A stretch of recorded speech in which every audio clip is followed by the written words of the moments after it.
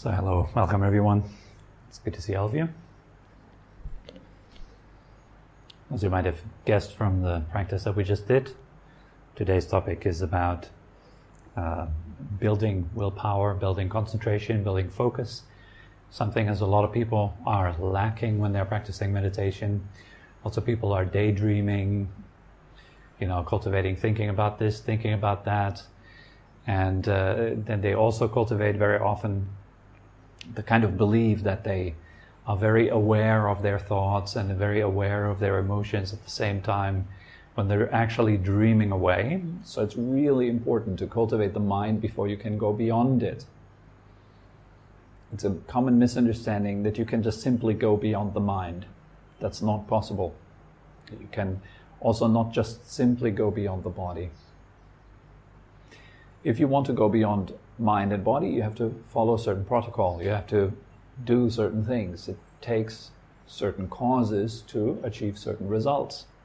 So if you want to really practice meditation well and get results in your meditation practice, one of the primary principles is focus, concentration. And even if you hear some teachers say just relax in empty awareness or something like that, that statement comes out of a realization that has been preceded by intense work.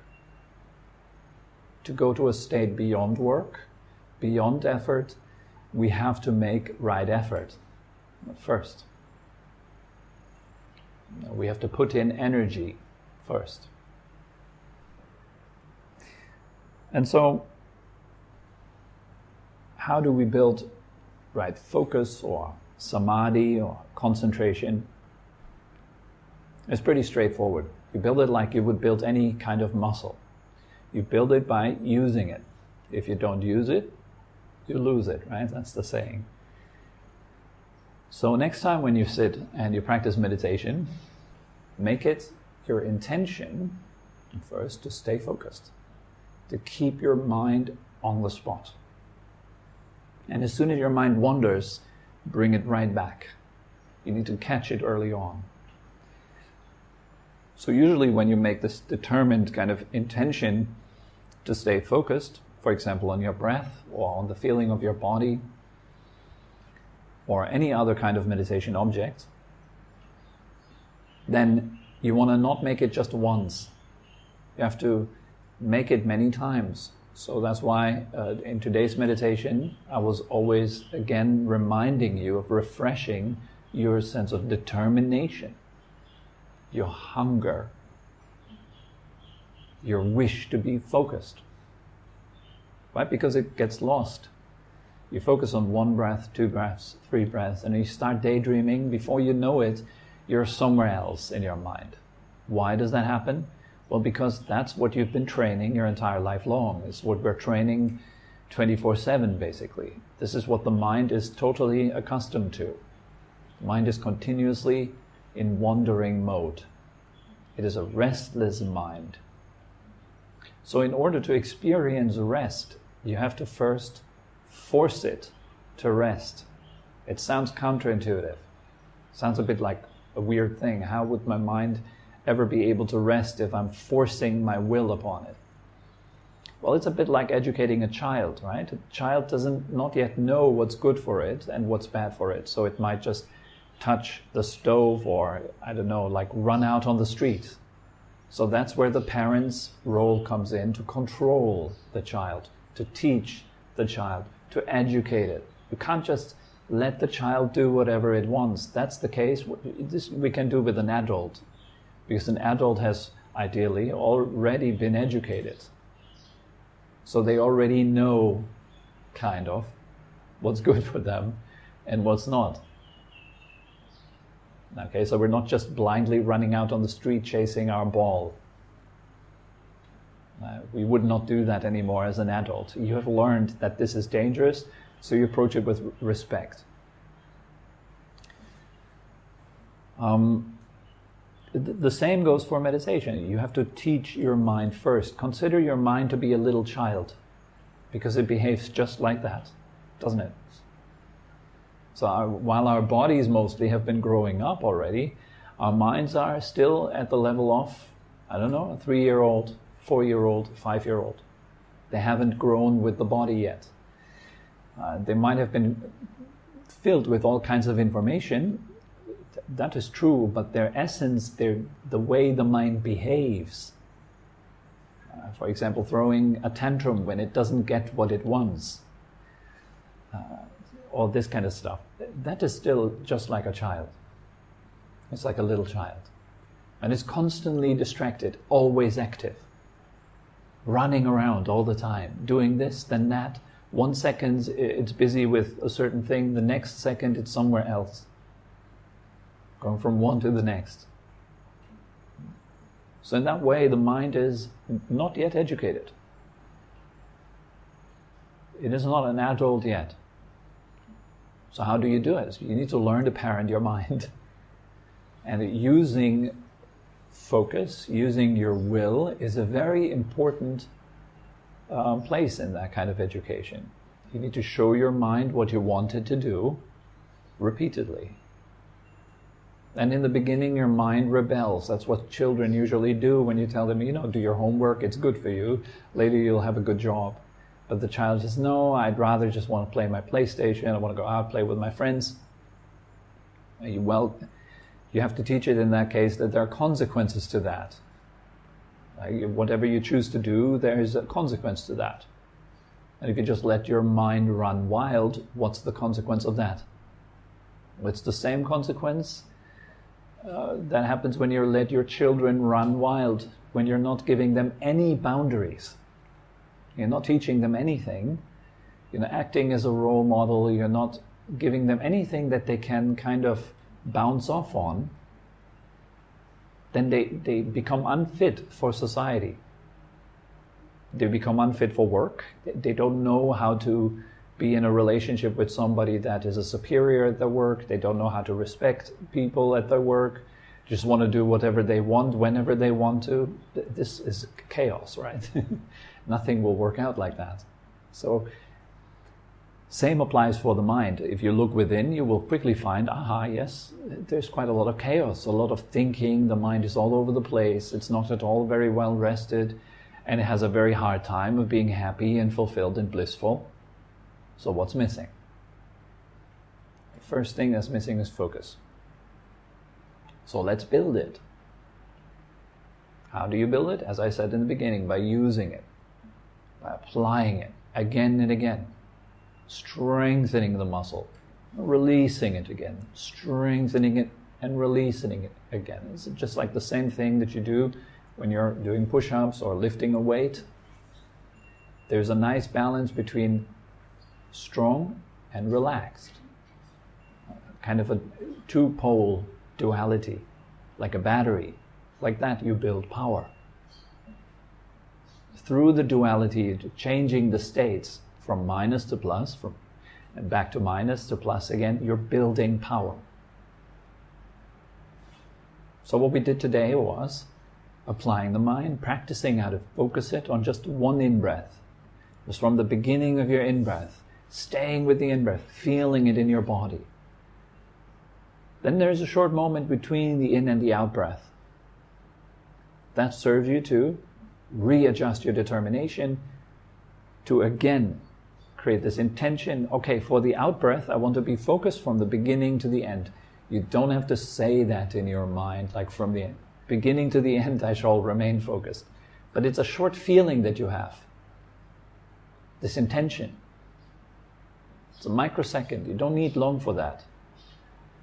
So you feel again that you want to focus, you focus again. From the beginning to the out-breath to the end, you feel your body, nothing else. And then you have another chance. Reset your intention, reset your focus. Bring it back to the in-breath, from the beginning to the end. Keep it. And the trick here is to just keep it with one little breath, a little part of the breath. Don't think you have to be focused for the next 10 minutes. That's very unskillful, because you will definitely not be able to do that.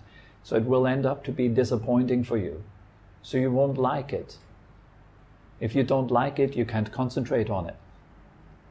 if you still concentrate on something that you don't like, it will seriously mess your mind up. It's not a good idea.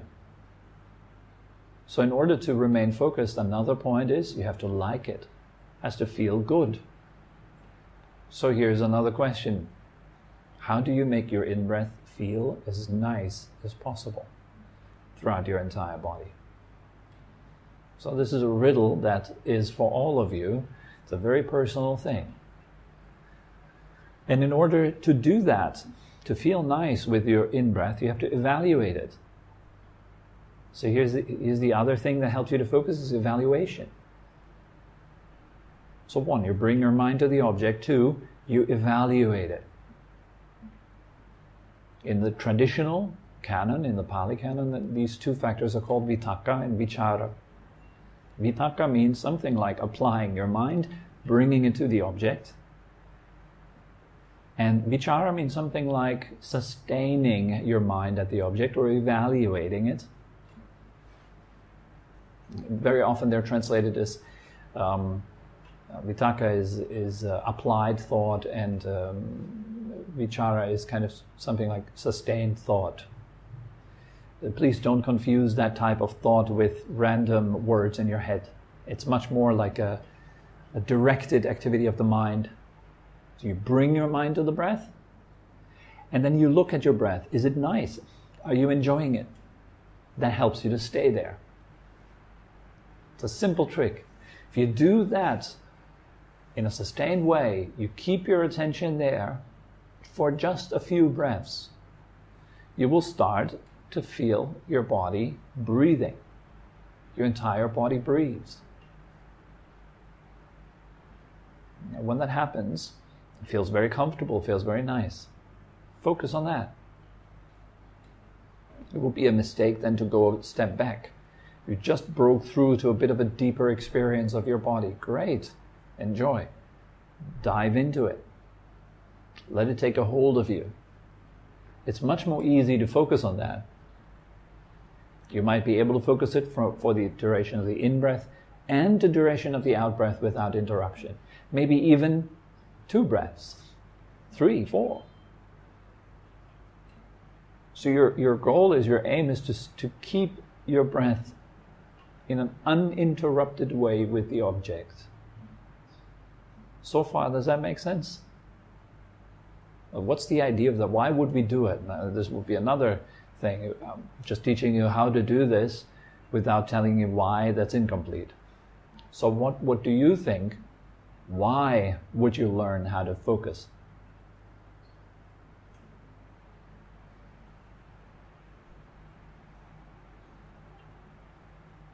If the why is not there, you will just follow some instruction like school kids do, and you'll eventually get bored with the whole thing because you don't see the point. So why? Sash, what do you think? To strengthen the mind, for it to go into a condition that you want it to have and to stay there and strengthen that. Good, that's a good one. It's an initial point, yes. To strengthen your mind, that's really important. To strengthen, give it strength. If something has strength, it's usable. You can put it to use. If something is weak, you cannot use it. Right? Like, what do you want to do with the weak mango tree in your garden? It won't even probably be able to produce fruits because it's too weak. Right? But a strong mango tree, nice.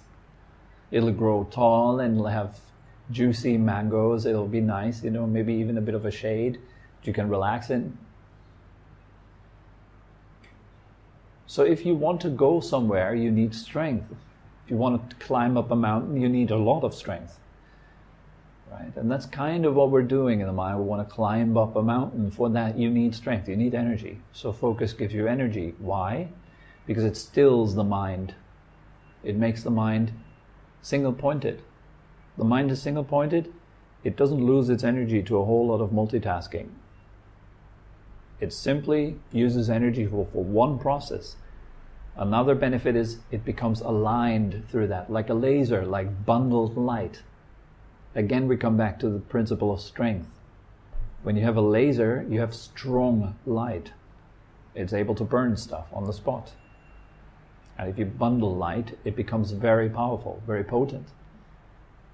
And so, another point that you should say is resting on an object. If your mind is strong, it can then rest on an object. If your mind is not strong, if it's feeble and weak and fluttery, it just flutters off. There's no way that it can remain where it is. Does that make sense so far? And if your mind is strong, if it can stay, if it is empowered, then you can put it to a corresponding use. For example, you can direct it to achieve great harm for yourself and others. If you're very focused with what you're doing, you become very dangerous also. People who are not able to focus, they're neither of great benefit to the world, nor are they of great harm to the world. It's due to their weakness. They cannot make great changes. But if you look at the few people who've made the greatest changes in this world, why? It boils down to the focus. They were so determined, they were single-pointed in their endeavors. That's why we all still remember them, even sometimes after thousands of years. Their names still sound familiar. It's because of their focus. That's the power they unfolded. There's a nice little story of Einstein. I don't know how true it is. I've just heard about it, but it rings true. He was visited by another one of his colleagues, also a physicist or something like that, and the maid that was with Einstein at that time, or his wife, I don't know, was at that time telling this other physicist to just wait outside because Einstein was still busy in his office. He was sitting at a certain problem, and so the other physicist who came visit him also had a certain problem to think about. So both men were in the room. Einstein was in his room, and his physicist friend was waiting outside of this room. And they spent 3 hours thinking about that problem that they were trying to solve. And they didn't even notice anymore that they were waiting for each other. They totally forgot. That kind of level of absorption is quite powerful. I mean, 3 hours is significant. But you're so absorbed in your work. Maybe some of you do know that. If you're very absorbed in your work, time just flies by. Suddenly it's evening. You started in the morning, suddenly it's evening. You don't know what happened. That kind of absorption, that kind of passion, that will get you very far in life, in anything that you're doing, whether it's, I don't know, yoga or Tai Chi or, meditation or your work. It doesn't matter. If you bring that kind of focus to it, you give power to what you do. That goes for the negative as well as for the positive.